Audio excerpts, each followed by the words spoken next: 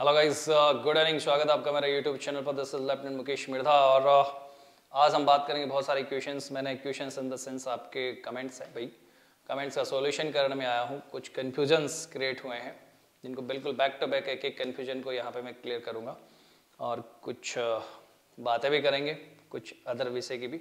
चलिए शुरू करते हैं। सबसे पहला और बड़ा बर्निंग क्वेश्चन है गाइस कि कॉलम के लिए फोटो, कॉलम वर्सेस फोटो, मतलब फोटो के लिए कॉल। ठीक है, कहने का मतलब ये है।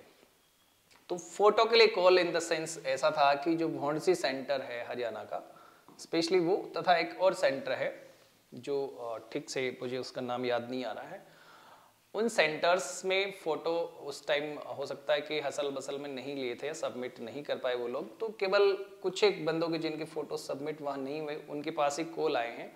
बाकी उनका ज्वाइनिंग या यूं कहें कि डिक्टेशन पास हुए उनके पास फोटो के लिए कॉल आ रहा है, ऐसा वो नहीं था।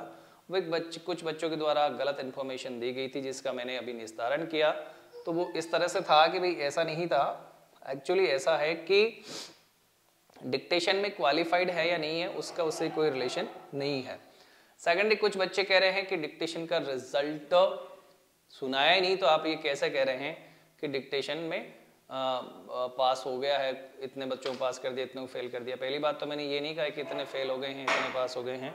कुछ बच्चों का ये मानना है कि डिक्टेशन में जो है हमें तो रिजल्ट ही नहीं बताया, आप कैसे कह सकते हैं कि सेंटर पे इतने पास हुए उतने पास हुए। तो सेकेंडरी बता देता हूँ भाई आपको कि मैंने कहीं नहीं कहा कि इतने बच्चे इस सेंटर से डिक्टेशन टेस्ट में पास हुए। आपकी जानकारी के लिए बता दूं, जो जोधपुर सेंटर से डिक्टेशन दे के आए हैं तथा कुछ एक दो सेंटर और है जिनका नाम मुझे ठीक से याद नहीं आ रहा, उनसे पूछिए कि डिक्टेशन का रिजल्ट सुनाया था कि नहीं सुनाया था।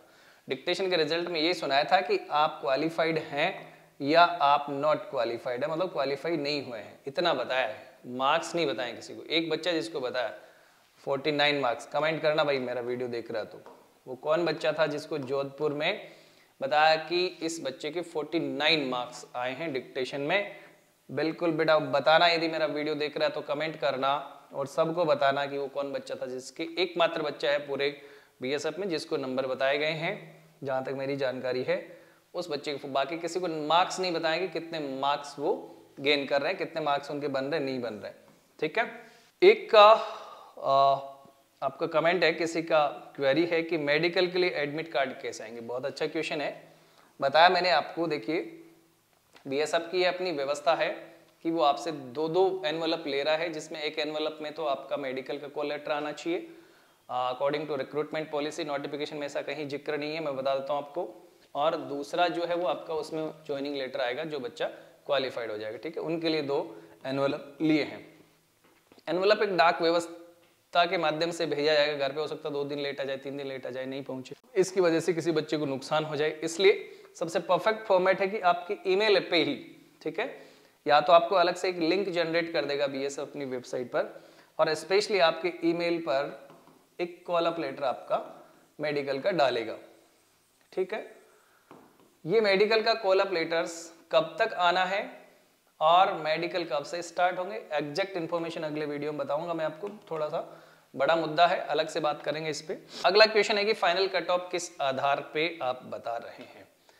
फाइनल कट ऑफ का आधार तुम ही हो, मैं किस आधार पे बताऊंगा कि फाइनल कट ऑफ किस आधार पे बता रहा हूं।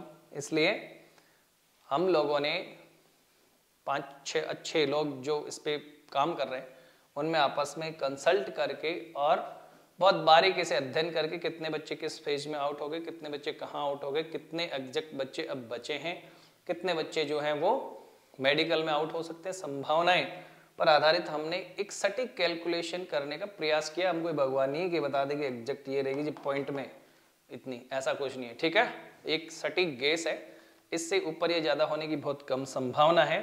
फिर भी कोई कहता है कि ईडब्ल्यूएस की अनरिजर्व्ड से ज्यादा रहेगी, इसकी उससे कम रहेगी, ये रहेगी, वो अपने अपने ओपिनियन से आप कैसे भी देते रहें। ठीक है, एक महाशय जी कह रहे हैं कि tattoo only on left hand lieutenant ji. ठीक है, कुछ ऐसा कमेंट है, ठीक से नहीं पढ़ पाया मैं, तो मैंने इस हैंड का ही जिक्र किया है टैटू में। पहली बात तो लेफ्ट हैंड का ही पोर्शन मैंने बताया है, मैंने रिस्ट बताई है, मैंने इनर पोर्शन बताया हाथ का, और मैंने यहाँ पे आर्म पे बताया है। भुजा पे बताया, बाजू पे, तो ये देख लीजिए।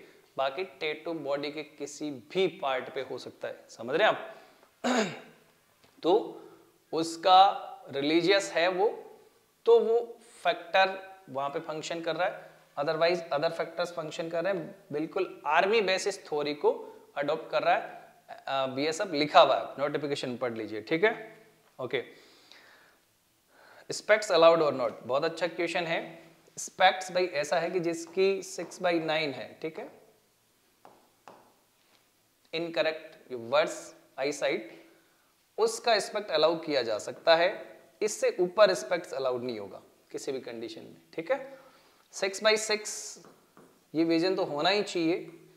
जिसकी वर्ड्स आई 6/9 है और चश्मा लगा करके 6/6 हो रही है, केवल उस बच्चे का ही चश्मा कंसिडर किया जा सकता है, जाएगा। कुछ सेंटर अपने अलग अलग सेंटर के अलग अलग मत होते हैं, कोई एक यूनिवर्सल पॉलिसी आपके लिए कहीं भी लागू नहीं हुई, आप देख लीजिए। बाकी नोटिफिकेशन में लिखा हुआ है कि कॉरिजिबल आई साइट जो है वो कंसिडर नहीं की जाएगी, भले फिर आप किसी भी माध्यम से उसे करेक्ट करें, राइट।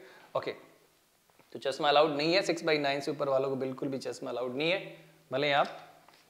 ओके, अगला क्वेश्चन है भाई आपका, स्पेक्ट्स की बात कर रहे थे तो स्पेक्ट्स का क्लियर हो गया आपका।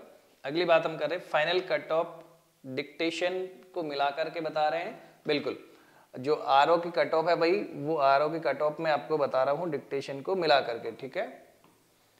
आरओ की कट ऑफ मैंने जो बताई थी वो आउट ऑफ 255 बताई मैंने, डिक्टेशन को मिला करके। उसके बाद में कुछ बच्चों के कमेंट्स है कि सर ईएनटी के बारे में नहीं बताया, डीएनएस के बारे में नहीं बताया। बिल्कुल अच्छी बात है। ईएनटी में सिर्फ इतना ध्यान रखना है कि भाई आईज में आपके जो आईज है वो प्रॉपर फंक्शन कर रही हो, जैसे कि आप जो है इसकी डायरेक्शन में भेंगापन कहीं नहीं होना चाहिए। सेकेंडरी जो है कानों का आप अच्छे से वैक्सेशन करवा के जाएं, कान साफ करवा के जाएं। ध्यान रखें कि कोई कान साफ करवाते समय कहीं कोई खरोंच नहीं आ जाए कान में, अदरवाइज वो फिर से आपको मेडिकल का पॉइंट मिल जाएगा। बाकी डीएनएस का तो डीएनएस से संबंधित काफ़ी क्वेश्चंस पूछे हैं बच्चों ने, दांतों से संबंधित पूछे हैं।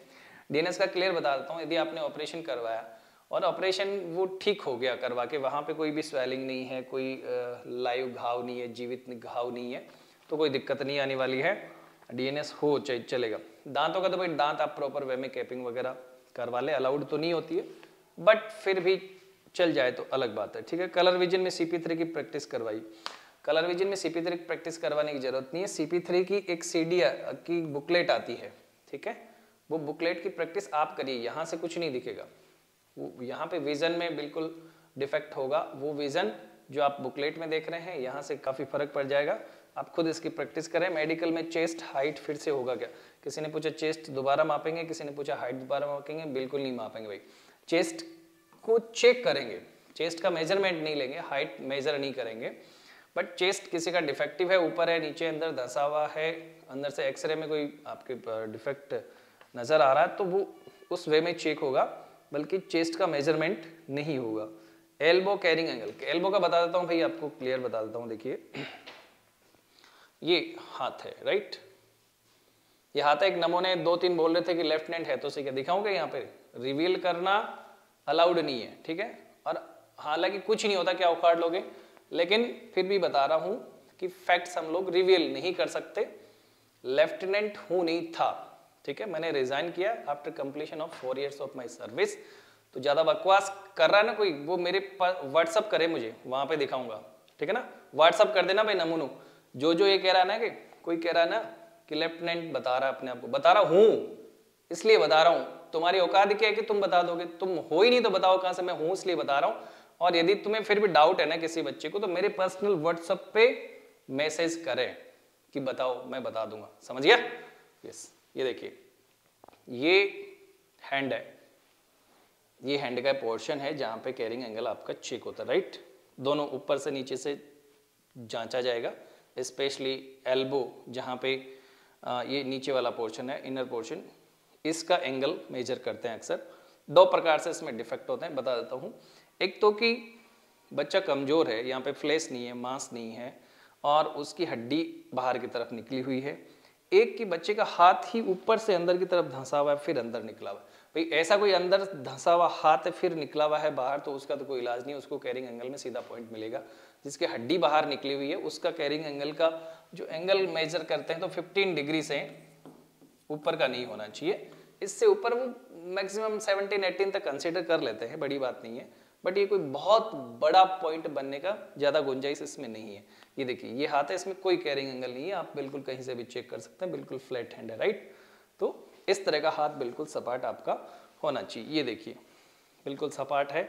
यहाँ पे आप इसे प्रेस करके देखें, अपने हाथ को प्रेस करके देखें, प्रेस करने के बाद में यदि ये गैप फिल हो रहा है तो फिर आपके कैरिंग एंगल की संभावनाएं कम है, ठीक है। इसी तरह से फीट का है, फीट आगे से हल्का सा खुला रखें और बिल्कुल सीधे खड़े हो जाएं, अंदर से स्केल को पास करें, दोनों पैरों के बीच में से स्केल निकल जाएगा तो आपके नौकनी की समस्या खत्म हो जाएगी। नौकनी में कोई पॉइंट नहीं मिलने वाला, समस्या खत्म नहीं होने वाली है, मतलब पॉइंट नहीं मिलने वाला है। यदि नौकनी है तो उसमें भी दो प्रकार की चीजें होती है, एक तो बच्चे के घुटने पर चर्बी ज्यादा होती है और एक बच्चे के टखने टच होते हैं हड्डियां। यदि हड्डियां टच हो रही है तो डेफिनेटली आपको नौकनी में बाहर कर सकते हैं। और यदि आपका फ्लेश मास ओवरलैप हो रहा है, ये गर्ल्स में ज्यादा प्रॉब्लम होती है, फैटी बच्चे होते हैं उनमें प्रॉब्लम होती है, उनकी थोड़ी सी संभावना है कि वो बच सकते हैं इसमें, ठीक है। कोई भी समस्या हो तो मुझे कमेंट करें, मैं सेलेक्टेड कमेंट्स को छांटा है, उनका मैंने जवाब देने का प्रयास किया है। फोटो वाली बात थी तो फोटो वाली बात एक बच्चे के उस पे बेसिस पे थी, स्टेटमेंट पे। मैंने दूसरे बच्चे से कंफर्म किया तो बोले सर मेरे भी इस तरह से आया था, और हमें ये बताया गया कि सिर्फ उन्हीं बच्चों को हम कॉल कर रहे हैं जिन्होंने डिक्टेशन क्वालिफाइड किया। तो भाई ये थोड़ा सा एक मिस कम्युनिकेशन था हमारा, तो इसके लिए मैं आपको बता देता हूँ कि ऐसा नहीं है। आपका जो भी कॉल अप लेटर आएगा वो डिक्टेशन के मार्क्स आपको कोई नहीं बताएगा, पहली बात। तो दूसरी बात है कि डिक्टेशन का रिजल्ट यदि आना है तो 1-2 दिन में आ जाएगा, अदरवाइज वो सीधा ही आपका मेडिकल का कॉल अप लेटर आएगा और फाइनल मेरिट लिस्ट अलग से आएगी। बाकी बातें हम करेंगे अगले वीडियो में। जय हिंद, जय भारत, वंदे मातरम।